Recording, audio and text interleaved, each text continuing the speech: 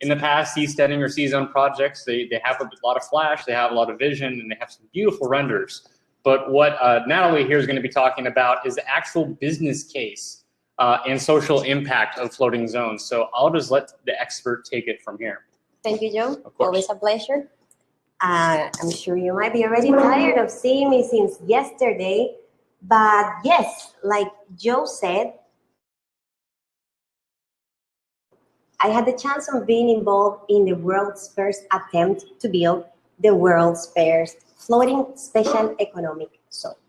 Some of you might be familiar with the project. It was called the Floating Island Project in French Polynesia. And the idea was to build, you guessed right, a floating special economic zone. So I was the project spokesperson, and I did things like hosting the project's podcast and hosting meetups in different parts of the world. But that's not why I say I was lucky. I'm lucky because while I was working for the project, I was also doing my PhD about the project. And that enabled me to understand the project holistically, these two hats. I could understand the project's legal, economic, social, technological, environmental, and infrastructural complexity in ways that I might not have had I not had those two hats at the same time. So these two hats gave me a very good understanding of what makes the creation of a special economic zone successful and what doesn't, and especially how to make and how not to make a special economic zone that floats on the water. So today I'm going to share with you what I found through my experience are the 5 key points that make or break whether these projects are successful or not. The first one is if these projects involve the local community, or even better, if they are locally led. The second one is having good government relations. It cannot be understated. The third one is trust and reputation, same thing, economic self-sufficiency, and a well-scouted location. You can summarize these 5 key things as having a coherent business plan that matches the complexity of the project, the social, the economic, and the ecologic characteristics of the location and all the stakeholders involved, including, and this is key, including those stakeholders that are not part of the project. So I mentioned the business plan because the business plan is of special importance. Without it, all you have is a beautiful render. And like many of these projects, you can go very far if you have a beautiful render. But you won't manage to actually take it from design to implementation unless you have a business plan, unless you've done the research, unless you've done the math. If you've done the market research, if you've tested the demands. And if I said, unless you involve the local community, or even better, if it's not locally led, or something to take into account, being locally led and being internationally funded, those are 2 completely different things. So, like Joe said, if you look back to the history of floating special economic zones, you're going to find several attempts in the history of floating cities and seasteading to make floating projects with some form of governance on top. But many of these have failed because they do not involve the local community, or because partners have not been trustworthy, or because the complexities of the location have not been well understood, or because they've tried to go against existing government institutions, or simply because they haven't answered the 2 main questions that people always ask. Why floating and why governance? So you have to have a very good answer for those things. And I mentioned these 5 key points and the business plan because today I'm going to talk about how can special jurisdictions help rebuild economies post-COVID-19. And if you hear clearly, I haven't said floating cities, even though that's the goal of many of us here involved. I've also not said seasteading, And that's because I'm going to focus on a particular business case that can eventually take us there. Because one thing, when you're trying to create a floating special economic zone, you have a lot more variables to consider. So that's why I, in a way, dumbed down the process to get there. So yeah, I'm going to share with you today what is my favorite business case at the moment for a floating, to get to a floating special jurisdiction. It's environmentally sustainable, it's economically profitable, and it's a project that I'm working on with my partners from the Netherlands, for Blue 21, one of the top engineering, architecture, and floating development firms in the world. So, yeah, the project consists of a floating blue clean tech accelerator. Basically, we're combining a state-of-the-art floating building, and we are putting in it, we want to run an accelerator for blue clean tech. So clean tech focus on maritime businesses that work with things like algae or recycling, waste and water, renewable energies, biofuels, materials, etc. The accelerator, one way we would attract these startups, blue clean tech startups, is through providing a business as a service model. So we would do automatic tax filing, accounting, patent registration, legal support, like all the boring things. We want to be in charge of them, so that startups just focus on innovating, and that's it. With the floating building, we aim to test the design of a building that raises or lowers with the water level. And this is something really key for areas like where Joe and I are right now in the north coast of Colombia, because they are suffering from erosion, and because they are coastal areas, in the future, they are going to be severely affected by sea level rise.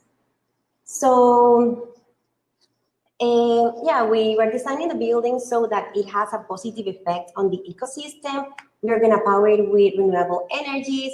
We are going to build it with sustainable materials. We are going to implement real-time water quality monitoring with underwater drones. And our general aim is just to turn the final location of this accelerator and its the neighborhood that grows around it, floating, into a regional and international hub for sustainable urban expansion.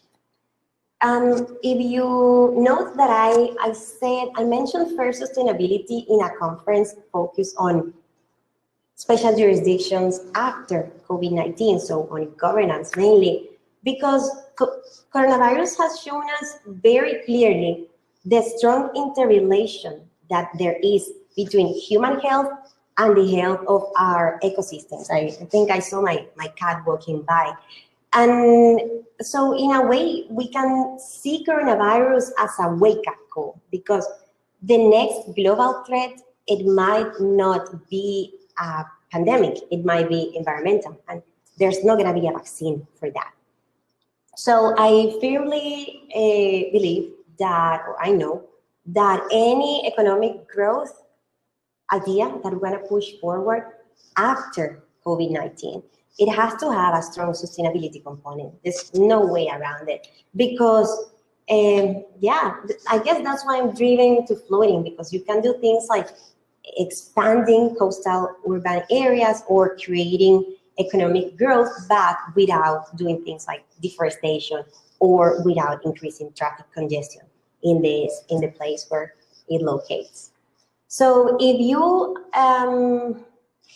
came to this conference because you are a startup society or a special jurisdiction entrepreneur, and unless you are an investor or government, just keep in mind that if you want to innovate with governance, it doesn't need to be at the level of regulations per se. It can also be, you can also start from the level of infrastructure. That's a very good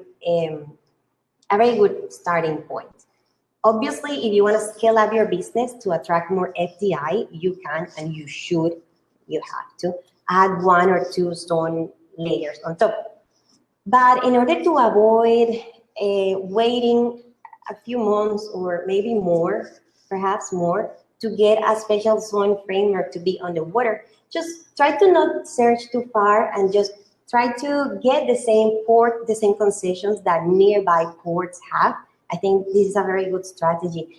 If you just look to existing frameworks instead of having to go through lengthy legal processes, you're gonna avoid cumbersome, you're gonna avoid having to deal with multiple levels of nested institutions and multiple levels of stakeholders and tangled regulations. No, you just deal with the local level, the city, the municipality. That's where I'm sure all of you know true innovation happens, unless of course that you are Liechtenstein or Estonia, like we saw yesterday, and then you have the population of a city.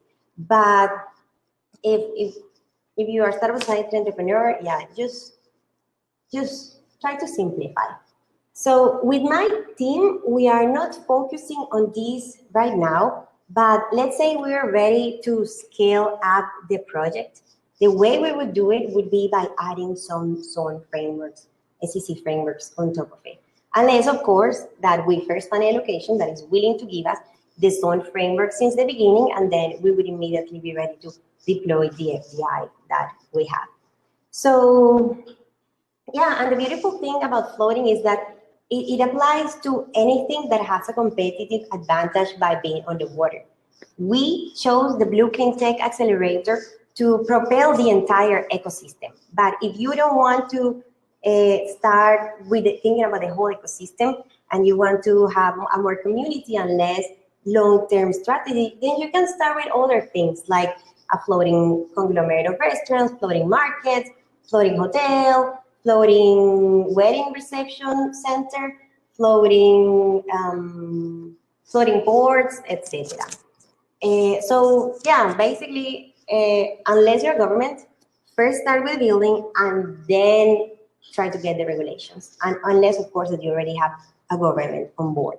You can, of course, try to negotiate with the government, the local government, and say, and just negotiate. You can maybe get to some agreements like, okay, if I manage to attract this amount of FDI, or if I manage to increase the land value where the floating building of the area nearby, near the floating building, then you give me these concessions. It's really possible, because there's something that all of us who are working on these projects should know. And I think all of what we are trying to do can be simplified to two basic things. The first one is that businesses, they need good climate. And cities, they need to attract people. So whether you are a startup society entrepreneur or a special economic zone investor or a government, it all comes down to attracting tenants. You have to attract tenants. That's all it is, in a way. So in my example, in the case we are working with Blue 21, the floating building would attract the tenants. And the accelerator would, as I said, would propel the entire Blue Clean Tech ecosystem, because we know that governance has to have a strong sustainability component moving forward. And with the special zone framework, we would then attract those companies, larger companies, that don't have a competitive advantage by being on the water. And you can do the same if the same applies if your case is not a floating accelerator, like in our case, but if it's a floating conglomerate of restaurants or floating algae farm, anything you're thinking about. So just to recap, because I see Titus here waiting. First, you start with a business that doesn't need a zone framework, and then use it to scale up to the concessions. Once you have attracted enough tenants, and you have enough buildings in your area, then you can enjoy maybe having one of the most economically active neighborhoods in your entire city. One caveat: if you came to this talk because you want to see cities, floating cities for 10,000 people flourishing in a blink like this, or if you want to see seasteading in international waters tomorrow, I know that my approach might not sound too exciting, right? Or maybe it sounds refreshing. But what I'm trying to say is that you have to simplify. Tenants, just focusing on tenants. What can attract tenants? What can attract businesses? How can I approach this project not not through end ideological goals, but to two things, just economic profit for both the location and the project itself, the investors, the people nearby. Just remember, at least this is what I found through my experience. You won't succeed if you try to create a floating city in the middle of nowhere. You'll succeed if you try to create a floating neighborhood that attracts tourists, economic growth, and innovation to the coastal city where the floating project is part of. And just to close with, just to let you know what's going on in the industry right now, I'm working, my company, Seaphia, is working right now on Blue 21 with one of the biggest investors in the Netherlands and with the Dutch government. And we are searching for a location for a floating neighborhood. In parallel, or before, we are also searching for a location for our floating accelerator. All goes well, we would then use the Startup Society's methodology that Mark Fraser and Joseph McKinney mentioned in their book for expansion areas, whereby you share the land lease revenue with nearby areas. And this is great for floating projects, which might have stakeholders that don't want the floating development to take place because maybe they see it disruptive to their ways of living, maybe fishers or other communities nearby.